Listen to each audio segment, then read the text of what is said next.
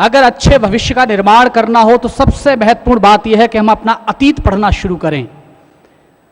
जब मैं प्राइमरी में पढ़ा करता था तो कुछ पुस्तकें जला करती थी, आगे बढ़ते रहे तो पुस्तकें पढ़ने को मिली। नैतिक शिक्षा हमारे पूर्वज, ये अब बंद हैं। मैं केवल ये कहना चाहता हूं कि हम अपना अतीत पढ़ें तो शायद बेहतर भविष्य का निर्माण कर पाएं। 4 पंक्तियों से मुझसे जुड़िएगा। मैं कुछ पंक्तियां निवेदन कर रहा हूं कि राधा और श्याम वाले देश में तो रहते हैं, किंतु हम प्रीति की ही रीत भूल बैठे हैं। राधा और श्याम वाले देश में तो रहते हैं, किंतु हम प्रीति की ही रीत भूल बैठे हैं। जिन्हें अपना के हम बने थे जगत गुरु, ऐसे पद छंद और गीत भूल बैठे हैं। पश्चिम की सभ्यता में ऐसे रमे भारतीय, आचरण पावन पुनीत भूल बैठे हैं। और इस बार तालियों के साथ बताना कि पश्चिम की सभ्यता में ऐसे रमे भारतीय, आचरण पावन पुनीत भूल बैठे हैं। कैसे हो उजाला अंधकार है हमारी देन, क्योंकि हम अपना अतीत भूल बैठे हैं। कि कैसे हो उजाला अंधकार है हमारी देन, क्योंकि हम अपना अतीत भूल बैठे हैं।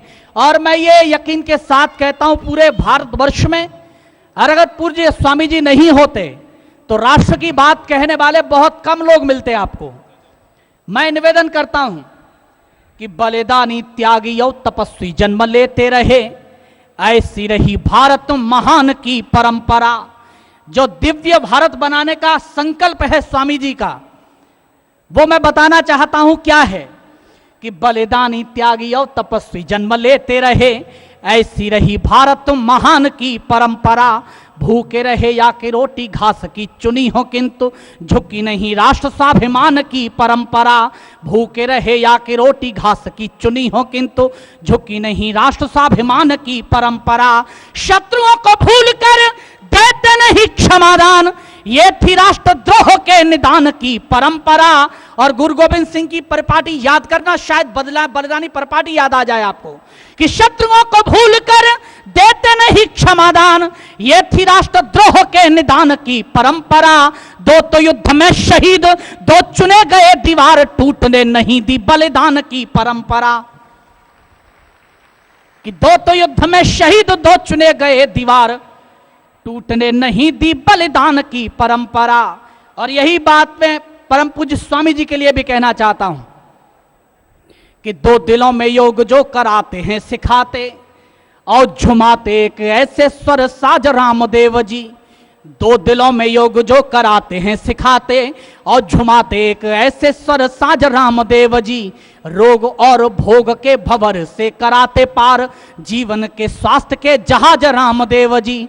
रोग और भोग के भंवर से कराते पार, जीवन के स्वास्थ्य के जहाज रामदेव जी। घोर नफरत के भी दौर में दमकता, जो मानवीयता का एक ताज रामदेव जी। और आपका सौभाग्य है कि परम पूज्य स्वामी जी आपके बीच में गुजर रहे हैं, लेकिन मैं चाहता हूं इस अगली पंक्ति पर कोई भी व्यक्ति खामोश ना रहे। तालियों के साथ स्वागत करिएगा पूज्य स्वामी जी का कि घोर नफरत के भी दौर में दमकता, जो मानवीयता का एक ताज रामदेव जी। योगेश्वर कृष्ण से चली थी जो परंपरा, उसी का वर्तमान योगी राज रामदेव जी। कि यहां पर किसान मोती बोता, यहां पर किसान मोती बोता, यहां शिशु बनकर ईश्वर रोता। हिमराज हिमालय मुकुट स्वयं, सागर सम्राट चरण धोता। हिमराज हिमालय मुकुट स्वयं, सागर सम्राट चरण धोता।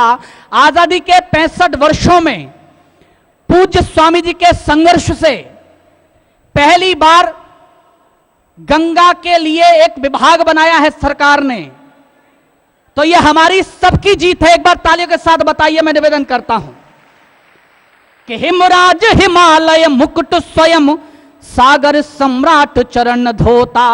भारत भू यहां पर निकली गीता ईश्वर की बानी से।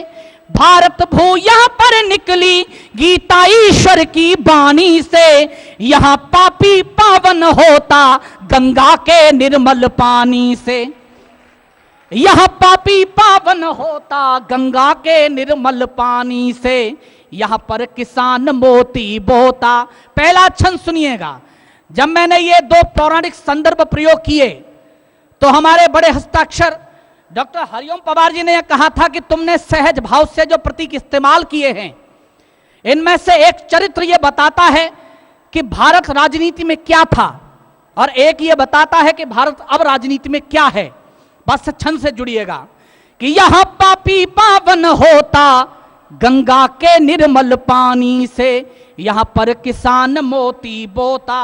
कि अद्भुत देश अद्भुत त्याग की मिसाल, कब कौन क्या व किस काज त्याग देता है। अद्भुत देश अद्भुत त्याग की मिसाल, कब कौन क्या व किस काज त्याग देता है। त्याग के समाज को फकीर बन जाता कोई, और किसी को यहाँ समाज त्याग देता है। बामन जो भगवान होके भूमि मांगते हैं, ध्रुव राजपुत्र होके राज त्याग देता है। और इस एक पंक्ति पर मैं ठीक ठीक लिख पाया हूं तो मुझे प्रतिक्रिया से बताइएगा कि बामन जो भगवान होके भूमि मांगते हैं, ध्रुव राजपुत्र होके राज त्याग देता है। एक महाभारत है भाइयों में ताज हेतु, एक भाई राम हेतु ताज त्याग देता है। मैं शीर्षक से कविता पढ़ना चाहता हूं, झूठ और सच। आप सब लोग जानते हैं प्रतीक इसमें रखे हैं मैंने कौआ और कोयल। कोयल झूठ की प्रतीक है, क्योंकि झूठ हमेशा मीठे तरीके से बोला जाता है और थोड़ी देर के लिए होता है। सच कड़वा होता है, लेकिन हर जगह हर स्थिति में आपको मिलेगा। कौआ जो है वो सच का प्रतीक है, जो हर स्थिति में हर जगह आपको मिलेगा। बस बात इतनी सी है कि कोयल समझाती है कौए को कि तुम अच्छा बोला करो, कड़वा मत बोला करो। जैसा कि राजनीति ने स्वामी जी को समझाने की कोशिश की कि आप इतना कड़वा क्यों बोलते हैं, कहां काले धन की बात कर रहे हैं, कहां राष्ट्र के स्वाभिमान की बात कर रहे हैं। लेकिन अगर जवाब ठीक हो तो फिर मुझे उसकी प्रतिक्रिया बताइएगा। मैं सीधे सीधे कहता हूं कि एक दिन कौए से कोयल बोलती है यूं चहक कर। एक दिन कौए से कोयल बोलती है यूं चहक कर, पात्र बनते हो घृणा के क्यों सुनाते कर्कश ईश्वर। पात्र बनते हो घृणा के क्यों सुनाते कर्कश ईश्वर। देख लो मुझको मैं कितनी बोलती हूं मधुर वाणी, मोह लेती मन सभी का, प्रेम सब करते हैं प्राणी। भावनाएं हर तरह की यूं तो मेरे मन भी आती, किंतु मैं मृदु स्वर सुनाकर कार्य सब अपने बनाती। किंतु मैं मृदु स्वर सुनाकर कार्य सब अपने बनाती, बोल कर देखो मधुर स्वर हर तरफ बस प्यारो।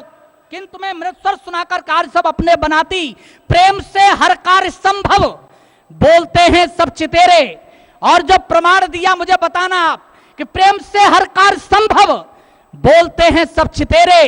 देख लो कर्कश तुम ही पर पालते हो पुत्र मेरे। देख लो कर्कश तुम ही पर पालते हो पुत्र मेरे, बोलकर देखो मधुर स्वर हर तरफ बस प्यार होगा। इस जहां के हर हृदय पर आपका अधिकार होगा। सत्य क्या है कौन पूछे, स्वर बनावट से ही भर दो। आज से ही आप मृदु स्वर बोलना प्रारंभ कर दो। ये कोयल ने कहा जैसा सत्ता पक्ष ने स्वामी जी से कहा था। लेकिन अब भाषा सुनना जो कौए ने उसका जवाब दिया। उसने कहा बात सुन कोयल की, कौए ने कहा गंभीर होकर। बात सुन कोयल की, कौए ने कहा गंभीर होकर।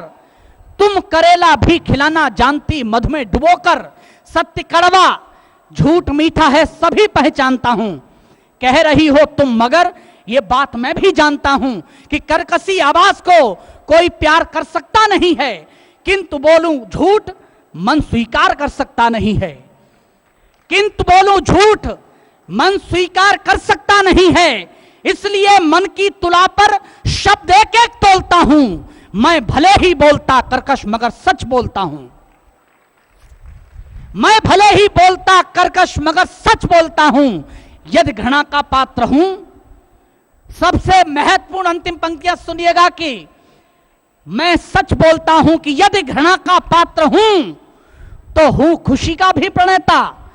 यदि घृणा का पात्र हूं तो हूं खुशी का भी प्रणेता। द्वार पर सुबह किसी के जब कभी आवाज देता, तब पता लगता है स्वर कितना किसी को भा रहा है। झूम कर जब बोलते वो आज कोई आ रहा है। मैं एक बार शंखनाद कराना चाहता हूं आप सबका मुट्ठी बांध के। भारत माता की, भारत माता की। बहुत बहुत आभार हरि भाई जी। स्वस्थ एवं